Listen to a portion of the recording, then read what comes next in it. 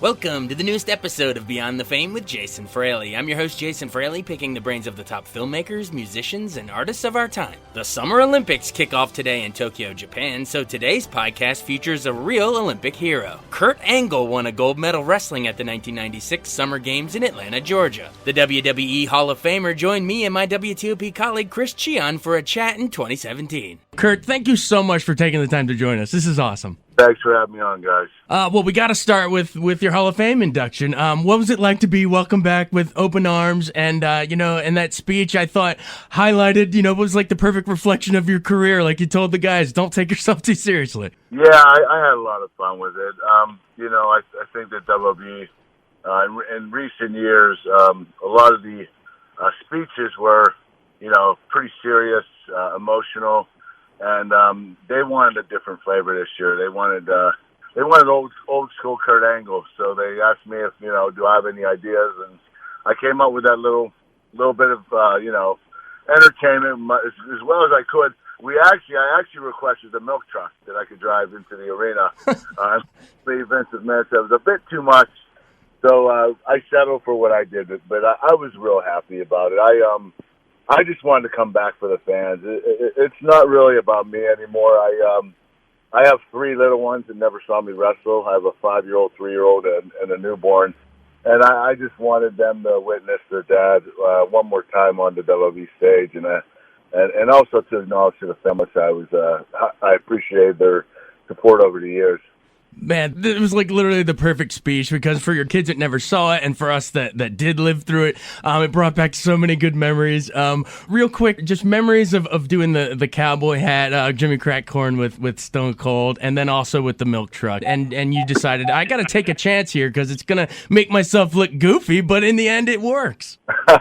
Well, you know what? I wasn't all for it. Austin and Vince were coming up with ideas, but the crazy thing is we didn't rehearse, and it was Vince McMahon said, listen, including the crew members, all the camera guys, anybody in the producer, the director in the room, none of you laugh or say anything till I say cut. And it was all improvisation. It was just an idea. Vince would throw an idea and say, okay, get ready to shoot, let's shoot it. And with Austin, that's what he's best at. We just followed his lead, and everything went behind him. And he was so good at it that it was easy to follow him. So we had a lot of fun doing it. And unfortunately, both Austin and I should have been at home sitting, resting our injuries. But Vince McMahon was like, damn, my top two talent are injured. What am I going to do with them? I know, I'll put them together and make some funny stuff. So it was a cool thing to do while we were out with injury. And it looked like Shawn Michaels was crying when you reprised the HBK spoof. I'm just a sexy Kurt. I'll make your ankle hurt.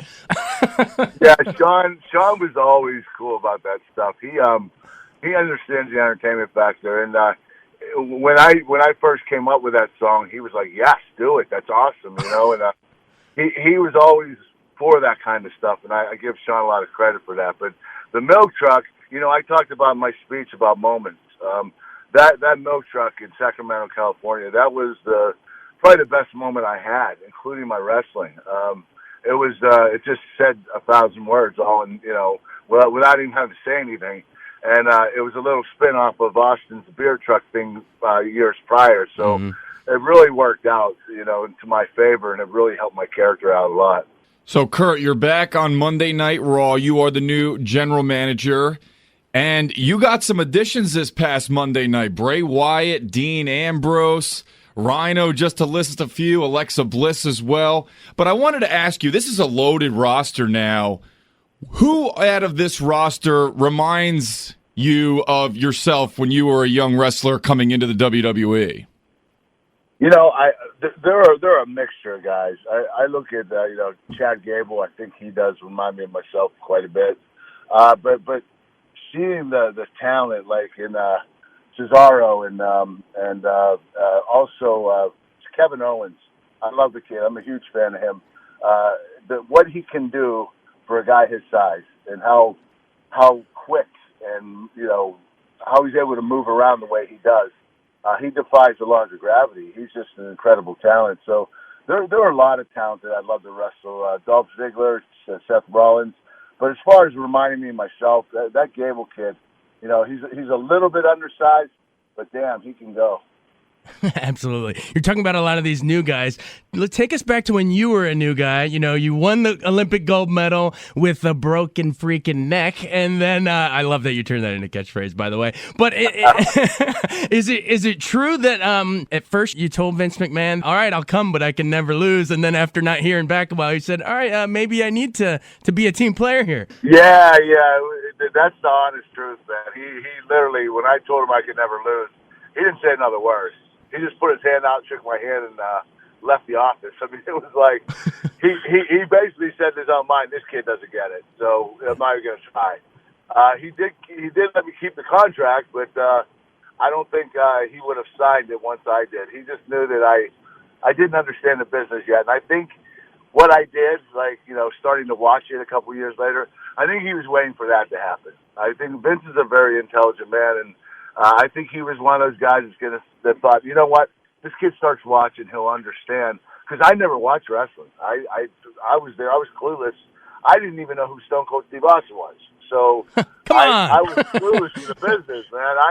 I knew Macho Man because of the Slim Jim commercials, and Hulk Hogan had a Saturday cartoon when I was younger. So that's the only guys I knew about. So I was clueless. But watching the product, I realized, okay, I get it now. This is what they're asking me to do, and then I went up there and tried out. They wouldn't even give me that contract anymore. I had to work for it. So, but it didn't take me long. I got the contract within 3 days of training, and the rest is history. But you did kind of weave in the unbeaten thing, at least storyline-wise, like you match against Taz, he chokes you out, but you said it was an illegal hold, and, you kind of wove that in there for a while and kept that little streak going a little bit. Tell us about how, if your character with the 3 eyes, intensity, integrity, intelligence, all that, if that had arrived during the 80s Hogan era, you would have been a massive babyface with this Olympic hero, but tell me how you sort of, arriving in sort of this anti-hero phase with Stone Cold in the 90s, 2000s, how you were able to be like, hey, I'm going to spin it, and this is actually going to be perfect for a cocky heel persona. You know what? That was all Vince's idea. He even came up with the 3 eyes. But what he saw in me was, gosh, this kid is a real American hero, and he would be perfect in the 80s. And that's exactly why he's going to be hated today.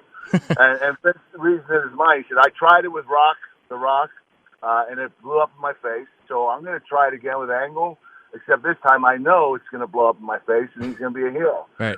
So it was from trial and error. And he also thought to himself, my top babyface flips off his boss, drinks beer, and stuns everybody, even the good guys. He stuns the good guys.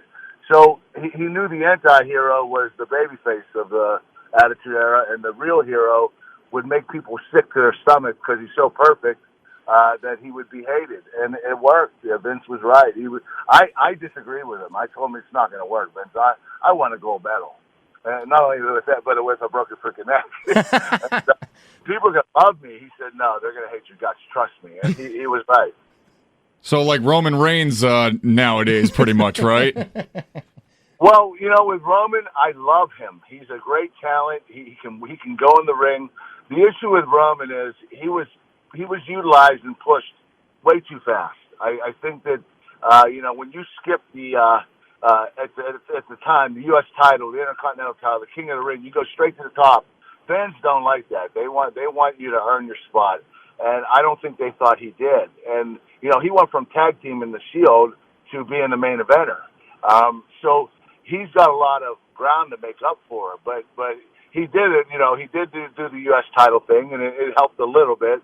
But he has an uphill climb, and I really feel for the kid, but he's in a great spot, and I think that, if Vince waits it out for a little bit longer, the fans are going to start to accept him. If they don't, then turn him heel, and they will accept him eventually. So I think that Roman's in a great spot, and do I think he deserves it? Yeah.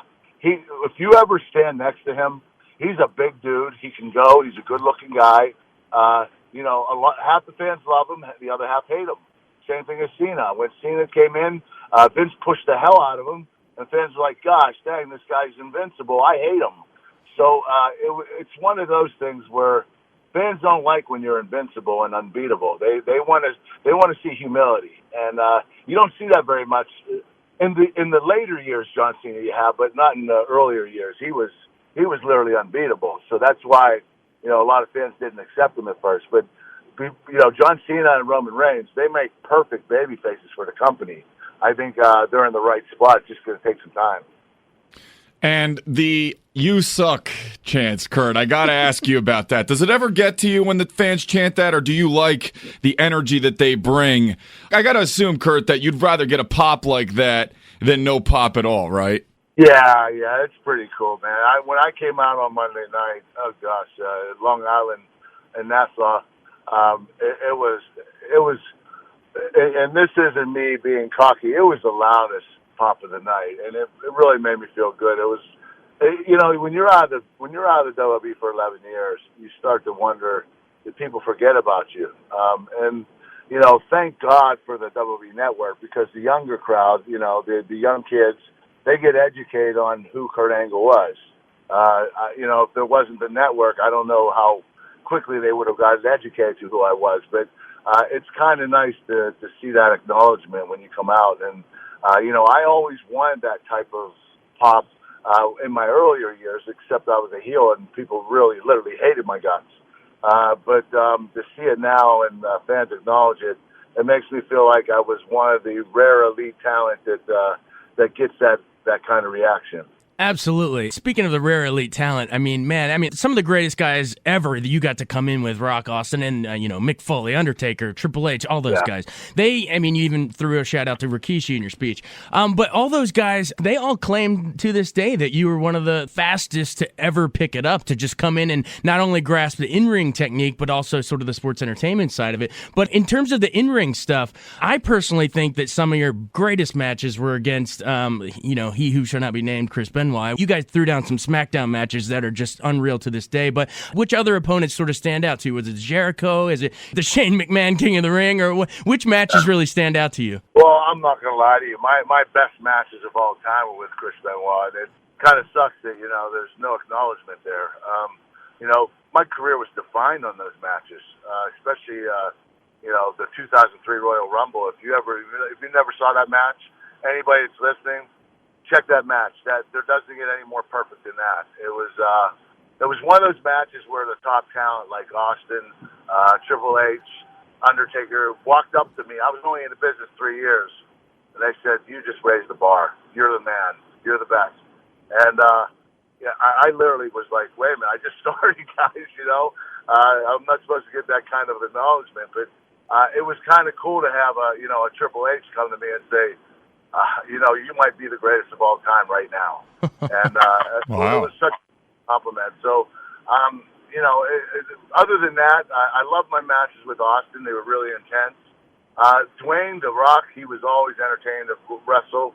The best in-ring general, I would say, is Triple H and Undertaker. Those guys were easy to follow. They would lead me through the matches, made it really easy for me. But my later years, when I started getting it, I'd have to say my matches with Eddie, Brock, and Shawn Michaels. They were the ones that I really had some great chemistry with. You mentioned Brock. Memories of when you and Brock main evented that time. Obviously, the big shooting star press with him landing on his... He almost broke his freaking neck on that. How did you... I think it takes a real talent to have the wherewithal like you did, kind of roll to make it look like a dodge, and be able to just pick up this concussed guy and finish the match. Like, how do you keep your cool in that scenario? That's unbelievable to me. Well, I was really hurting badly. My neck, I obviously had to have surgery, and the cool thing about WWE today, they're not going to let you do that anymore. My neck was broken. I needed surgery. I wasn't. I got my doctor to clear me for one match, but that was my doctor. I talked him into it. The WWE now, you have to go through the WWE doctors, and they're not going to clear you. So it's a different time now, and that's good. I'm glad it's that way. But when Brock missed the shooting star press, first thing I thought is, oh my God, I'm going to have to hold this title for another month. And, that's kind of a selfish thing to think of, but I knew how bad shape I was in. and I look over at Brock, and he's literally on La La Land, and I thought maybe his neck was broken, and I really didn't know what to do. And thank God the referee said, "Hey, jump on him and cover him." And I covered him, and I thought, "Oh God, he's not going to kick out. I'm going to win the title or retain the title, and I'm going to have to go to the next pay-per-view." But he kicked out. From there, I just talked him through the finish.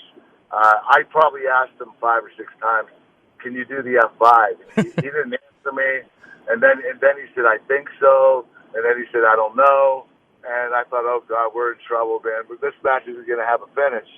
But Brock horsed me up and did the F5, and then we just sat in the ring for 5 minutes. Brock was supposed to come over and pick me up and hug me, and he never came over. And I'm like, "Ref, tell Brock to come get me." He didn't, so I walked over to Brock, and I could tell that I didn't know if he had a concussion or if he was just, a little bit goofy at the time. But he was really hard to deal with at that point. Very hostile. Didn't want to go to the hospital. Brock get a little bit, he has that personality where there's no way in hell anybody's taking him to the hospital. So it was an uphill battle after the match just to get him to go. But I give him a lot of credit for what he was able to do. He showed him what kind of badass he is. It definitely wasn't your first time. I think there was a time where Triple H had a pedigree on a table that collapsed too soon, and you looked a little out of it too. So I think I was out of it. That was supposed to be a spot where I was supposed to pretend to get knocked out, and I literally did get knocked out. So, but the cool thing is those guys were pros. When I wrestled at SummerSlam, I believe Brock and Triple H. They talked me through that whole match because I didn't know what I was doing. I woke up 2 hours after the match, and I was on a gurney with oxygen on my face. And I said, "What happened?" They said, "Well, you finished the match." I said, "I don't remember anything." So the last thing I remember was getting pedigree through the table, and 2 hours later I was sitting on a gurney, and didn't even know what happened. So that sometimes that stuff happens in pro wrestling, but there's nothing you can do about it. They do have a lot of rules now. They're not going to do those type of spots on the table or any type of chair shots, so they're trying to protect the athletes more now. All right, Kurt, before we let you go, tell us about the app that you've got, Angle Strong, which deals with addiction, and this is inspired by some of your personal experiences, right? Yeah, I've been clean and sober 4 years, and that we have a really bad, opioid problem, and 21 million people in America have a drug disorder. 10% go to rehab, about 2 million, and only 5% of that 10% stay in recovery. That's only 100,000 people out of 21 million that literally stay clean. The issue is you go to rehab, you go through detox, and then you go through a month of learning about your disease and taking care of your body, doing exercise, dieting the right way, resting 8 hours a night. There's structure, and the problem is when you get out, you go out into the hostile world and there's no more structure, and that's why so many people are relapsing. So I came up with a concept to have an app and an Angle Strong initiative that have people follow after they get out of rehab, so they have aftercare and they have structure in their lives, and that's the Angle Strong app. The app does everything for you. You check in every day. If you don't check in, your lifelines, which is either your family, your sponsor, your loved ones, they'll be notified. So it'll hold you accountable for what you have to do, but it's also GPS enabled, so if you do relapse, we're going to find you. The crazy thing about people today is their most valuable asset is their phone. So no matter if you relapse or whatever, if you're going to do drugs, people always need their phone with them, and they're not going to give it away or sell it because it's too valuable for them. This is their lifeline, is their phone. So we wanted, we had a hard time with the iPhone of getting it approved because it is GPS enabled. We want to be able to track you if something happened to you. We're trying to save lives, and we're trying to keep people alive. So the Angle Strong initiative, it's going pretty well. And I have monthly video calls with all my members that sign up for Angle Strong. We have daily positive messages. We have stuff on the website that, like AA meetings closest to you, rehab's best suited for you. we're going to start having workouts, diets, the whole ball of wax. We're even going to have career choices. So we're trying to be the whole ball of wax all in one, and for people to follow and have structure in their lives, especially when they get out of rehab. It's so great that you're doing that. I mean, it's similar to kind of what Diamond Dallas Page is doing with his yoga thing. With well, hey, you know what? We're talking a deal with Diamond Dallas Page for him to be our workout category in our Angle Strong initiative. So perfect. We want him to be a huge part. What he did for a lot of people in the past, we believe he's the best suited candidate for our program. Awesome. Well, 2 Hall of Famers now. Thanks so much for joining us. It was great. Congrats on the Hall of Fame. You know, I hope that not only with this interview, but with all the Hall of Fame stuff, that I hope what you get from all of it is that we really loved you. We loved your character. We continue to love you, and we really appreciate all the great memories. We never forgot them 1 second while you were gone. I really appreciate that, guys. That makes me feel great. All right, man. Thank you so much for a dream come true interviewing, man. I never thought I would as a kid. You take care, man. It's true. It's damn true. Thanks, guys. I appreciate it. Take care. All right, Okay, Kurt Angle on WTOP. Thanks so much for joining us on Beyond the Fame with Jason Fraley. Remember to hit the subscribe button and give us a 5-star rating if you like what you hear. We'll see you next time.